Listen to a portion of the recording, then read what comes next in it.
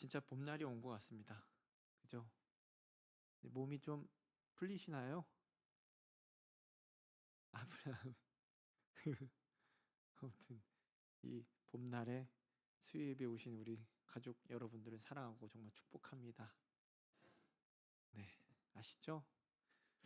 네, 어떤 목사님이요, 청년 때 이렇게 저도 한번 해봤는데 지나가던 이제 시골에서 지나가던 차를 얻어 타게 되었다고 합니다. 젊은 시절에. 네, 신학생이었던 그 목사님이 그 이제 트럭에서 타는 동안 그 트럭 운전사하고 이제 좀 뻘쭘하니까 이 얘기를 나누었다고 해요. 그래서 또 신학생이니까 어떻습니까, 여러분? 마음이 뜨겁잖아요. 복음을 전하고 싶은 마음이 있지 않을까요? 그래서 특심한 열심히 있던 그 젊은 시절의 그 목사님이 복음에 관한, 신앙에 관한 이야기를 이끌어갔다고 합니다. 그렇게 특심한 마음으로 한 2시간가량을 얘기하는데 운전사가 이렇게 자신의 문제에 대해서 말했다고 합니다. 예수님이 하나님의 아들이라는 것도 자기가 이해가 간대요. 그리고 내가 죄인이라는 것도 알겠대요. 그리고 예수님이 내 죄를 위해 십자가에 돌아가신 것도 알겠대요. 하지만 이분이 어떤 얘기를 했냐면, 난 결혼한 유부남이지만 트럭 운전 일을 하면서 전국을 누비는 가운데 도시마다 여자친구가 있는데 그들을 포기하고 싶지는 않습니다. 여러분, 이 사람은 그리스도인일까요? 예수님을 알고 이해했어요. 저도 죄인인 거 알아요. 하는데 또 이분이 또 이런 경험을 했다고 합니다. 자신의 교회를 몇 번 방문했던 젊은 변호사가 있었는데 그 변호사를 만나서 이야기를 나누었대요. 근데 그는 영생을 얻는 것에 아주 많은 관심을 가졌고 그 역시 자신이 죄인인 것, 그 또한 나의 구원이 필요하다는 것을 인정했다고 합니다. 또한 예수님이 하나님의 아들이신 것, 예수님이 모든 사람들을 위해서 십자가에 달려 돌아가신 것까지 믿었습니다. 이 변호사가. 그리고 이 젊은 변호사가 이와 같은 얘기를 덧붙였다고 합니다. 근데 내가 견딜 수 없는 것이 하나 있어요. 바로 11조에 관한 것이죠. 지금 자기가 이제 변호사 한 지 얼마 안 돼 경력이 없어서 지금은 벌이가 아직 많이 벌진 않습니다. 그러니 지금은 11조가 자기에게 큰 문제가 되지 않습니다. 그런데 몇 년 후에 돈을 많이 벌게 될 것인데 절대 그 중에 10%를 11조를 자기는 내지 않을 겁니다. 그렇게 많은 돈을 절대 줄 수 없기 때문입니다. 라는 고백을 했답니다. 여러분, 이 사람은 그리스도인인가요? 오늘 본문의 야고보는요, 교회에 있던 진정한 문제가 무엇인지를 보여주고 있는 것입니다. 오늘날도 여전히 이것이 심각한 문제이지요. 앞에 두 사람처럼 이해를 해요. 교회를 갑니다. 성경의 가르침을 안다 라고 말하면서 마치 품위 있는 신자처럼 보이고 성경에 관한 이야기를 나눌 때 신자들처럼 보입니다. 그리고 우리가 말하는 전통 신학, 그 신학을 고수합니다. 하지만 그들의 행동에 진짜 믿음의 것은 전혀 없다는 것입니다. 봉사도 해요. 사람들에 대해서 예의도 갖춥니다. 바른 이웃이 될 수 있죠. 하지만 성경에서 요구하는 자기 희생, 순종하는 것, 비록 내 성격엔 맞진 않지만 어렵지만 해야 하는 착한 일들, 그것은 그들의 삶에 없다라는 거예요. 이런 모습의 야고보는 이런 2장에서 이와 같은 주제를 가지고 말합니다. 이런 믿음이 유익이 있냐? 이런 믿음이 유익이 있냐? 라고요.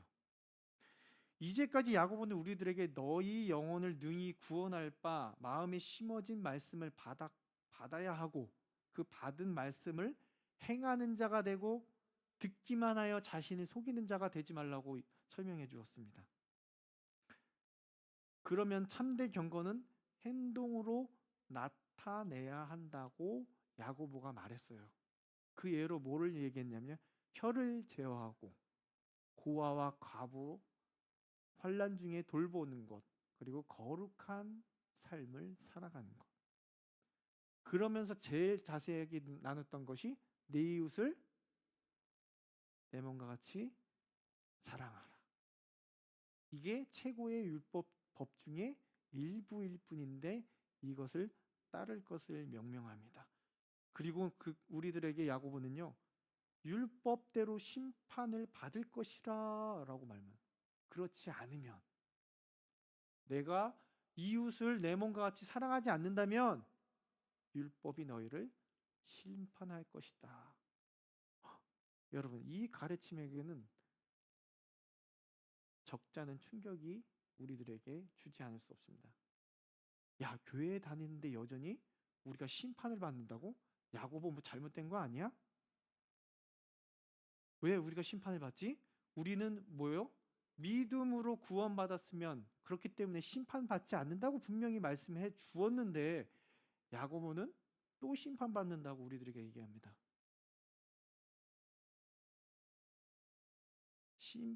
그렇기 때문에 심판받지 않는다고 생각하지만 야고보는 이러한 잘못된 안정감을 아주 갈기갈기 끊어서 우리 자신들의 참 모습을 보도록 해주고 있는 것입니다. 이런 가운데 오늘 본문 말씀 통해 하나의 질문을 던져줍니다. 14절 다시 읽겠는데요. 내 형제들아, 만일 사람이 믿음이 있노라 하고 행함이 없으면 무슨 유익이 있으리요? 그 믿음이 능히 자기를 구원하겠느냐? 우리 대한예수교 장로회 정통 보수의 신앙으로 봤을 땐 납득이 가지 않는 부분이에요. 맞죠? 왜요? 우리는 믿음으로 의롭다 여김을 받기 때문입니다. 결코 우리의 행위로 구원을 할 수 없기 때문에. 근데 앞에 봤던 운전사, 변호사 이야기를 들으면 정말 모든 종류의 믿음 가운데 구원하지 않는 믿음이 있는 것 같기도 해요. 그들이 그리스도인이냐고 물어봤을 때 여러분들도 저건 그리스도인이 아니지 라고 끄덕끄덕 하셨잖아요.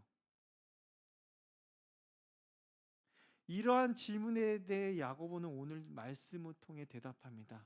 야, 구원하지 않는 믿음이 있어. 그것은 정통신학을 따라 성경을 믿지만 아무 행동도 없는 믿음이야 라고요. 즉 이러한 믿음은 쓸모없고 죽은 것이라고 말합니다. 그것은 이 땅에서나 하나님 나라에서나 아무런 가치가 없다는 거예요. 이것을 야고보는요 2장에서 3번이나 강조하는데요. 17절, 20절, 26절 이렇게 얘기합니다. 같이 읽겠습니다. 이와 같이 행함이 없는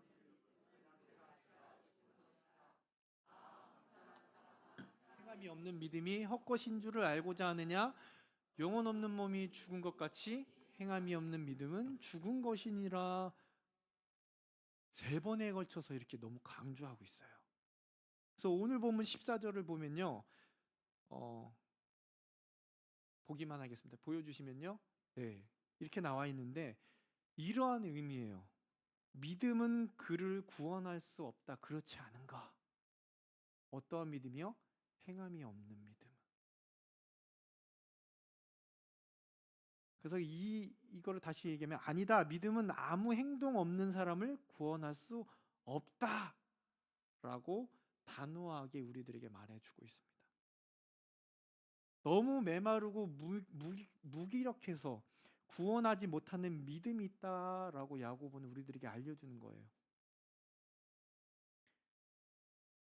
행함이 없는 믿음은 구원할 수 없다를 진술하고 있는 거죠. 그러면서 이 2장에서요 4가지 예시를 줘요. 네 가지, 아주 친절하게 야고보는 네 가지의 예를 들어서 우리들에게 설명해 줍니다. 오늘은 딱 두 가지만 보겠습니다. 네 가지 보면 많으니까요. 두 가지 예를 통해서 다룰 예정입니다. 우리는 앞에서 말씀드렸듯이 이신칭의 믿음으로 구원을 받는 바울의 가르침대로 의롭게 되는 것은 율법의 행위로가 아니라 오직 예수 그리스도를 믿음으로 말미암은 것이라고 알고 있습니다. 이에 야고보가 구원하지 못하는 믿음이 있다고 말할 때 당황스럽지 않습니까? 우린 분명히 우리 행동으로서 구원을 받지 못하는데. 야고보는 아브라함 역시 행위로 구원받았다고 말합니다. 야고보는 이처럼 구원하지 않는 믿음, 정확하게 표현하면요, 외적인 믿음이 있다고 말해주고 있는 것입니다. 그것은 생명이 없고 그것이 죽은 것이라는 사실은 어떤 선한 행동도 낳지 못하는 것으로 지명된다. 네 삶으로 증명이 된다는 것이에요. 네 삶에서 선한 것이 없다는 것으로 증명이 된다는 것입니다. 야고보는 여기서 믿음이라는 단어를 두 가지로 사용하고 있는데, 우리가 하나님 나라의 자녀가 되도록 만드는 믿음, 그리고 역사하지 않으면 구원하지 못하는 믿음이 있습니다. 결국 이것은요, 행하는 자가 되고 듣기만 하는 자가 되지 말라는 거예요. 듣기만 하는 것으로 끝나면 안 된다는 것이죠. 그것을 드러내야 되는 것이죠. 바울은 이에 대해서 똑같은 말씀으로 우리에게 얘기합니다. 로마서 2장 13절인데요. 같이 읽겠습니다. 하나님 앞에서는 율법을 듣는 자가 의인이 아니요 오직 율법을 행하는 자라 의롭다 하심을 얻느니라. 바울도 이와 같이 얘기했어요. 행하는 자라야 의롭다 하심을 얻으리니. 결국 행함이 없는 믿음이 무슨 소용이냐라는 것입니다. 예배자들로서 하나님께 사랑하고 명하신 사람들을 아무 생각 없이 핍박하고 학대하면서 드리는 예배가 무슨 소용이냐 이거예요. 하나님 사랑합니다. 예, 내 이웃을 내 몸과 같이 사랑하라고요 하면서 그들에게 선함을 행하지 않는 것, 무슨 소용이냐 이 예배가. 그런 예배가 가치가 있을까요? 어떤 사람이 하나님을 믿는 믿음으로 산다고 주장하고 고백하지만 하나님께서 신실하게 요구하는 삶의 방식을 거부한다면 무슨 유익이 있겠냐는 것입니다. 어떤 사람은 내가 세례 받았고 교리 문답도 받았고 대부분의 중대한 죄에서 깨끗하게 되었습니다. 그러니 내가 좋을 대로 살게 좀 해주시죠 라고 말한다면 그들에게 무슨 유익이 있냐인 거예요. 내 마음대로 살고 싶어요. 난 깨끗하게 됐고 다 했으니까. 야고보는 아무 유익이 없다고 말합니다. 결국 그 믿음은요, 그 사람을 구원할 수 없지 않은가? 라고 야고보가 얘기해주고 있는 것입니다. 이에 대해서 우리가 두 가지 예를 나누겠는데요. 첫 번째로 사람에게 쓸모없는 거짓 믿음입니다. 15절에서 17절 말씀인데요. 같이 읽겠습니다. 만일 형제나 자매가 헐벗고 일용할 양식이 없는데 너희 중에 누구든지 그에게 이르되 평안히 가라, 덥게 하라, 배부르게 하라 하며 그 몸에 쓸 것을 주지 아니하면 무슨 유익이 있으리요? 이와 같이 행함이 없는 믿음은 그 자체가 죽은 것이라. 한 예로 들어요. 내 형제 자매가 헐벗고 있다. 그런데 여기서 헐벗고라는 것은 벌거벗은 것이 아니라요, 보통 소매가 짧고 무릎까지 내려오는 속옷만 입거나 아니면 계절에 맞지 않는 부적절한 옷을 입는 것을 가리킵니다. 뿐만 아니라 일용할 양식이 없습니다. 먹을 게 없다는 거죠. 주로 굶는다는 얘기입니다. 그래서 예수님은 분명 진정한 믿음은 가난한 자들의 필요를 채운다고 말씀하셨어요. 그것은 입으로 평안히 가라, 그냥 덥게 해, 추우니까 따뜻하게 해라, 그리고 배부르게 해 말하고 아무것도 하지 않은 것으로 만족하는 것. 예수님께서는 자신을 따르는 자들에게 진정한 진짜 믿음이 어떻게 드러나는지를 마지막 날에 분명히 설명해 주셨어요. 어떻게 해요? 우측과 좌측에 있는 사람들에게. 우측에 있는 자들에게 뭐라고 말합니까? 너희가 내가 줄일 때 먹을 것을 주었고 헐벗을 때 옷을 입혔고 나를 위해서 애썼다. 제가 언제 했어요? 좌측에 있는 사람, 아니 이게 예로 들은 거예요. 기분 나빠하시면 안 됩니다. 좌측에 있는 자들한테는 내가 줄일 때 넌 아무것도 안 줬어. 내가 헐벗을 때 입을 것을 안 줬어. 언제 그러셨어요, 예수님? 이에 대해서 40절에 분명히 말씀해 주십니다. 40절이요. 마태복음 20. 같이 읽겠습니다. 임금이 대답하여 이르시되 내가 진실로 너에게 이르니 너희가 여기 내 형제 중에 지극히 작은 자 하나에게 한 것이 곧 내게 한 것이니라 하시고, 지극히 작은 자에게 한 것이 예수님께 한 거라. 진정한 믿음, 진짜 믿음이요, 내 형제가 내 자매가 지금 당면한 어려움 때 필요한 것을 채워주는 거라고 얘기해 주는 거예요. 반대로 가짜 믿음, 거짓 믿음은요, 그냥 따뜻한 소망의 말로 맞이하지만 행동은 하지 않는다. 돕는 대신에 오늘의 말씀처럼 거짓 축복을 말합니다. 이게 진짜 축복이에요. 평안히 가라. 성경에서 흔히 사용하는 축복의 말입니다. 이것은 하나님이 너와 함께 가시기를 바란다는 의미인데요. 이 축복의 말은 이의를 제기할 만한 것이 아닌데, 그럼 뭐가 문제일까요? 축복하는 건 좋잖아요. 행동하지 않는 것, 신앙적인 핑계 역할을 하는 것입니다.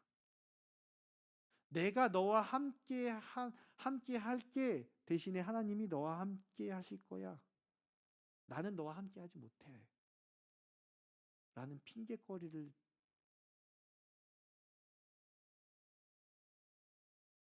그래서 이렇게 거짓 믿음요, 하나님이 너를 먹이실 거야. 입히실 거야. 그러길 바래. 하지만 나는 분명 그렇게 하지 않을 것이기 때문에. 라는 의미라는 거예요. 평안히 가라. 덥게 하라. 배부르게 하라.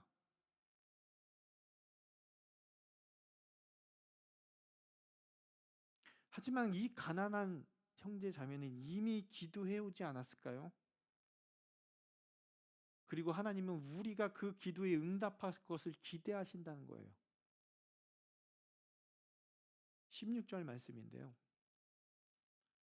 너희 중에 누군지 그에게 이르되 평안히 가라, 덥게 하라, 배부르게 하라 하면 그 몸에 쓸 것을 주지 않으면 무슨 유익이 있으리요?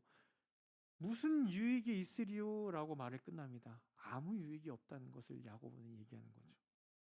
그것은 궁핍한 형제에게 아무 유익도 없다는 것입니다. 친절한 축복의 말은 그 말을 하는 사람에게도 그럼 아무 유익이 없습니다. 왜냐하면 그런 말은 그들의 신앙이 아무것도 아니라는 것을 증명하기 때문에. 내 스스로. 그리스도인이 외적으로 하나님의 가족으로서 서로 연합되어지지만 다른 성도들에게 유익을 주지 않는 것은 아무것도 행하지 않는 쓸모없는 죽은 믿음 가진 자라는 사실입니다.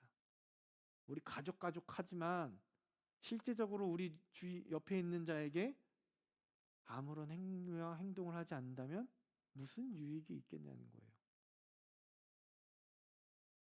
결국 그들은 하나님에 대한 참된 사랑이 없는 자라는 것을 보여주는 것입니다. 그리고 진리의 말씀으로 거듭나지 못한 자입니다. 또한 그들은 영혼을 구원하는 생명의 말씀을 받지 않은 사람들입니다. 그냥 진부한 조언이에요. 따뜻한 축복의 말로 제공하는. 하지만 마지막 날엔 이게 예수님의 앞에서 아무 유익이 없다는 거예요. 이와 같은 모습은요, 우리 삶 가운데도 쉽게 볼 수 있습니다. 실직한 친구들에게 거짓 믿음으로 말합니다. 야, 꿋꿋이 버텨봐. 주님이 하실 거야. 어린아이를 둔 홀어머니가 아프면 거짓 믿음은요. 시험 해. 너무 과로하지 마세요. 우리는 당신을 생각하고 있어요. 기도하고 있어요. 물론 야고보는 그리스도인들이 모든 것을 해야 한다고 요구하는 것이 아니에요. 하지만 궁핍한 형제들을 보았을 때 뭔가는 해야 한다는 것입니다. 뭘 해야 될까요? 아픈 성도가 있다면 잘 지내야 해요 라는 안부의 말, 격려의 말보다 진짜 아프면 어떻게 해요? 죽이라도 싸갖고 가서 먹고 힘내세요 라고 얘기해야 돼요. 현관 앞에서 격려의 말을 해주는 것이 더 하나님 앞에서 낫다라고. 야고보는 행동 없는 따뜻한 감정들은 거짓된 것이고 헛된 종교의 특징이라고 우리들에게 알려주고 있는 것입니다. 또한 행동이 따르지 않고 믿음 혼자만 있다면, 자기만 믿음에 혼자만 있다면 그것은 죽은 것이라고 분명히 얘기해주고 있습니다. 혼자라는 이 문구는 대단히 중요하게 여깁니다. 진정 살아있는 믿음은 절대 혼자 있지 않기 때문에. 행동 없는 믿음은 생명이 없습니다. 그런 믿음 원래부터 잘못된 것이었고, 그런 이유로 아무런 일도 선함도 사랑도 어떠한 은혜도 낳지 못한다라는 것입니다. 여러분, 두 번째 우리가 볼 예인데요, 쓸모없는 거짓 믿음입니다. 18절에서 19절 말씀인데요, 같이 읽겠습니다. 어떤 사람은 말하기를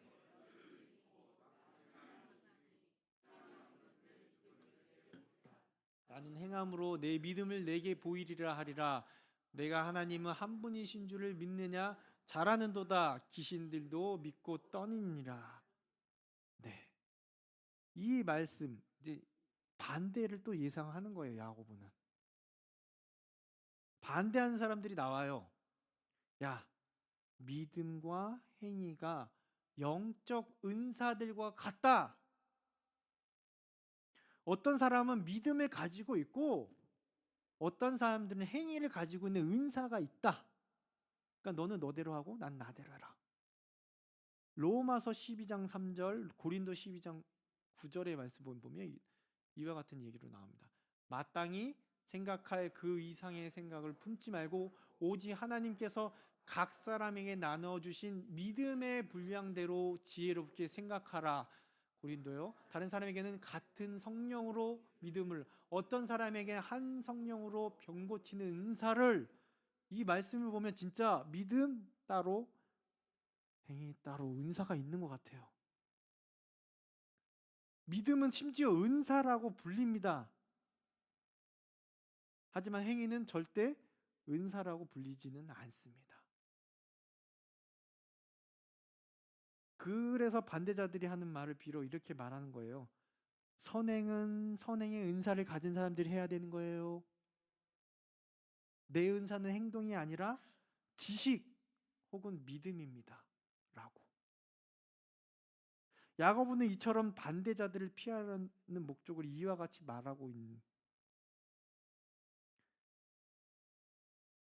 것이 아니라 믿음은 생활 방식에 의해서 입증되는 것이라고 말하고 있는 것입니다. 즉 나는 행함으로 내 믿음을 너에게 보이리라 말하고 있는 거예요. 너 따로, 믿음 따로, 행함 따로 아니라는 거죠. 다시 설명하자면 선행이 믿음을 눈에 보이게 만들어 준다는 의미예요. 내가 하는 행동이 믿음을 드러내게 하는 거예요. 그래서 선행은 믿음이 진짜라는 것을 보여주는 거예요. 어떤 사람이 나는 하나님을 믿어 라고 말한다면 야고보는 대답할 겁니다. 나는 당신의 믿음의 행동으로 나타낼 때 당신의 참된 믿음을 가지고 있다고 믿겠습니다. 결국엔 보여달라는 거예요. 삶을 통해서. 네가 믿음 가지고 있으면 네 삶에서 당연히 보여주어야 된다는 것입니다. 즉 믿음이 가지고 있다 말하는 것은 아는 지식으로서의 믿음이라면 아무것도 그것을 증명해 주지 않기 때문에. 왜 그러잖아, 애들한테요. 나 알고 있어. 근데 시험 보면 어떻게 돼요? 빵점 받아. 아는 것이 아니잖아요. 내가 하나님을 알고 있어. 그럼 뭔가 내 삶에서 이게 보여줘야 되는 거 아닙니까? 그래서 야고보는 자신의 요점을 선명하게 마귀를 들어 믿음을 사용합니다. 여러분, 마귀들도 우리가 알고 있는 정통 보수 신학적인 개념과 사상을 가지고 있습니다. 왜요? 마귀들도 다 알고 있어요. 뭘 알고 있을까요? 유일신론자들이기 때문에. 누구요? 하나님이 한 분 계시고 또 하나님의 아들이신 예수님이 유일하신 분이라는 걸 그들을 믿어요. 하지만 그들의 믿음에 의해서 괴로워하고 두려워합니다. 마귀들은 하나님에 대해 생각할 때마다 두려워 떱니다. 그렇다고 해서 그것을 아는 지식으로서 그들은 구원을 받지 못하죠. 여러분, 마귀가 구원받았다는 얘기 들어봤습니까? 들어보지 못했으니까요. 그들도 알기는 다 알아요. 믿어요. 하나님이 한 분, 예수 그리스도의 그 아들이심을 알아요. 하지만 그냥 거기서 끝이죠. 두려워 떠는 것. 진리는 그들을 괴롭게 하고 두렵게 만듭니다. 즉 마귀들은 하나님에 대한 그들의 지식에 하나님에 대한 그들의 사랑을 더하지 않다라는 거죠. 하나님을 알고 믿기는 하는데 지옥에 있다라고 표현한 것이 맞을 것입니다. 마찬가지로 많은 사람들이 교회에 다닙니다. 특히 정통파 예수교 장로회를 다닌다면 정통 신앙을 고수하고 있을 것이라는 사실은 더더욱 그렇습니다. 하지만 안타깝게도 자주 참석하여 복음을 머리로만 알고 있습니다. 심지어 도덕적으로 살아갈지도 모릅니다. 하지만 영원하신 하나님을 만난다는 생각은 두려움을 가지고 살아갈지도 모른다는 거예요. 하나님 앞에서 떠는 거 물론 두려워해야 되죠. 하지만 요한은 온전한 사랑에 대해서 이렇게 말해주고 있습니다. 요한일서 4장 18절 말씀인데 사랑 안에 두려움이 없고 온전한 사랑이 두려움을 내쫓나니 두려움에는 형벌이 있음이라. 두려워하는 자는 사랑 안에서 온전히 이루지 못하였느니라. 참된 믿음은요, 하나님을 알고 믿는 믿음은요, 뭐요? 두려움을 쫓아낸대요. 온전한 사랑이 있기 때문에.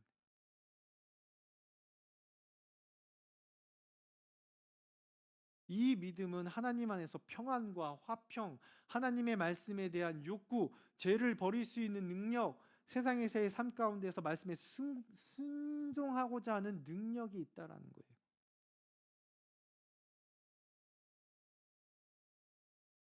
진짜 믿음은 사랑의 행동에서 표현되어진다는 것입니다.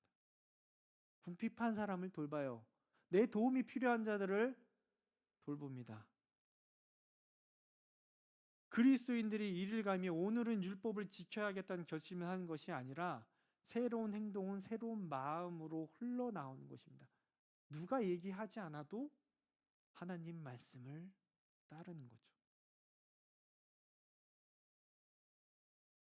물론 여전히 바울의 가르침과 야고보의 가르침 가운데 우리는 항상 의구심이 남지만 이것은 다음번에 기대가 되시죠?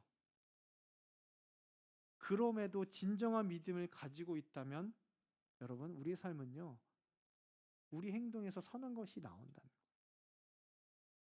왜요? 우리가 주님의 자녀이고 백성이고 고백하고 믿고 있다면 우리의 삶은 하나님 말씀대로 살아가야 하는 것이기 때문에 왜 예배자의 삶을 살아간다고 얘기하지 않습니까? 저 사람은 뭔가 좀 달라. 이 다른 게 뭐가 다를까요, 여러분? 저는 사랑하는 우리 교회, 저 교회 다니는 권사님은 뭔가 좀 달라요. 좋은 의미에서 다른 거 아닐까요? 세상 사람들과는 좀 다른 것 같아. 이것이 하나님의 영광을 드러내는 참된 믿음의 신앙이 아닐까요? 그것이 바로 그리스도 안에 있는 새 생명의 열매일 것입니다. 그 생명의 열매가 우리 삶 가운데 드러나는 그 삶을 살아갈 수 있는 저와 여러분들이 되기 이 시간 간절히 기도합니다. 이 시간 우리 말씀 생각하시면서 함께 찬송하기를 원합니다. 그 사랑.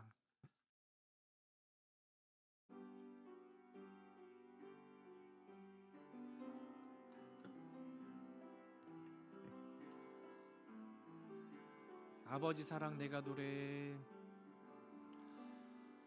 아버지 사랑 내가 노래. 아버지 은혜 내가 노래. 아버지 은혜 내가 노래. 그 사랑, 그 사랑 변함없으신,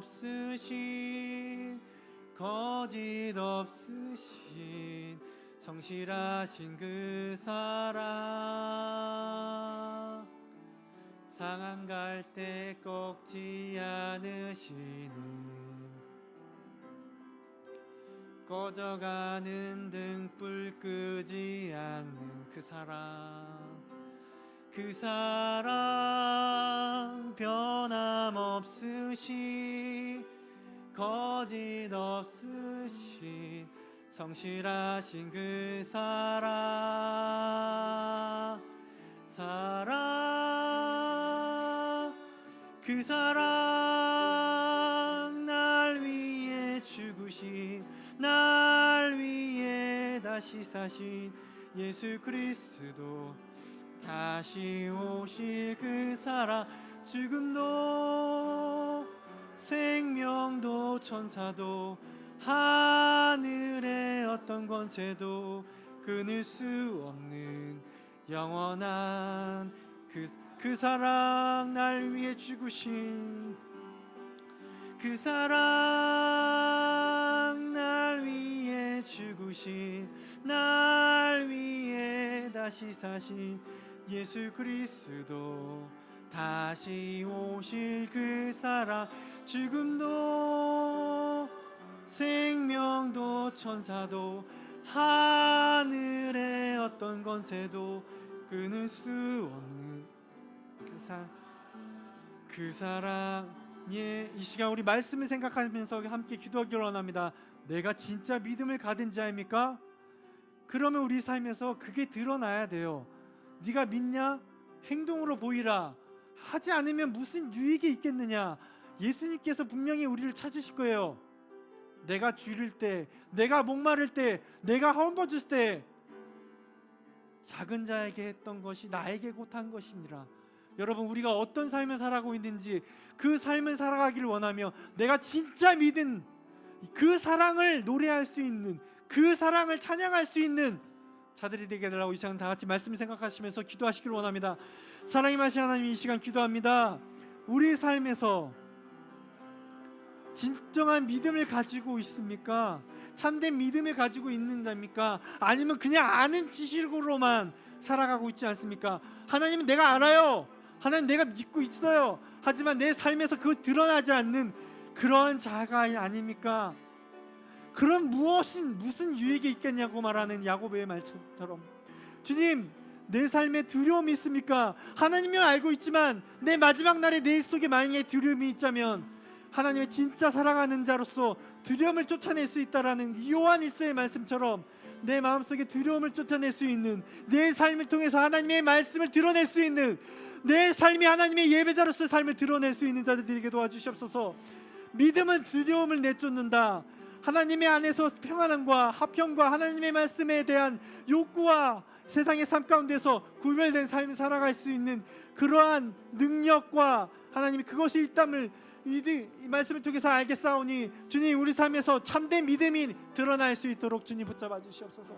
그냥 듣고만 있는 것이 아니라 행할 수 있는 참된 믿음, 진짜 믿음을 가진 자, 정말 그 사랑을 가진 자, 아버지 사랑을 내가 노래하는 자, 아버지 은혜를 내가 노래할 수 있는 자가 내 삶을 통해서 그 복이 흘러나가는 참된 축복의 통로가 될 수 있게 도와주시옵소서. 붙잡아 주시옵소서. 이 시간 계속해서 우리가 기도하기를 원합니다. 우리 자녀가 그러한 믿는 자가 되게 도와주시옵소서.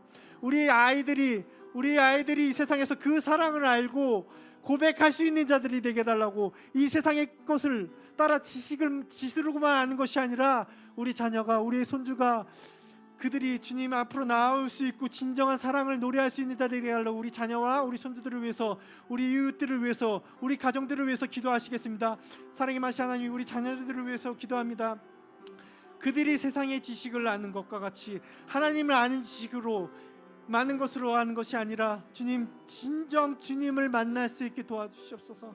진정 그 사랑을 알게 하게 하여 주시옵시고 깨닫게 하여 주시옵시고, 그 사랑으로 인하여서 그들이 이 땅에서, 이 세상에서, 이곳에서, 그들이 있는 곳에서 축복을 흘러내릴 수 있는 그 입술을 통해서 나오는 것들이 하나님의 사랑을 찬양하며 고백할 수 있는 자들이 되게 도와주시옵소서. 우리 자녀가, 우리 손주가, 내 이웃이, 내 가정이 필요한 것이 있습니까?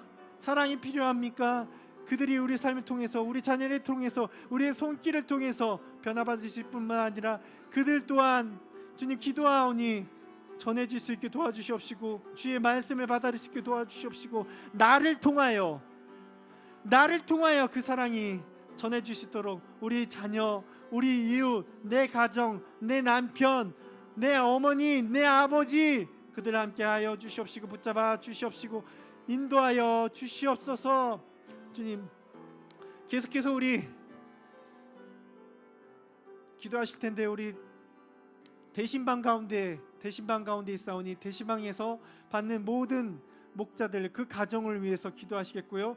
또한 환우들이 있습니다. 아파서 이곳에 나오고 싶지만, 예배하고 싶지만 그들에게 하나님의 능력이, 치료가, 그리고 지치지 않도록 치료받는 가운데서도 그들이 원하는 하나님의 사랑이 그들 가운데 있게 달라고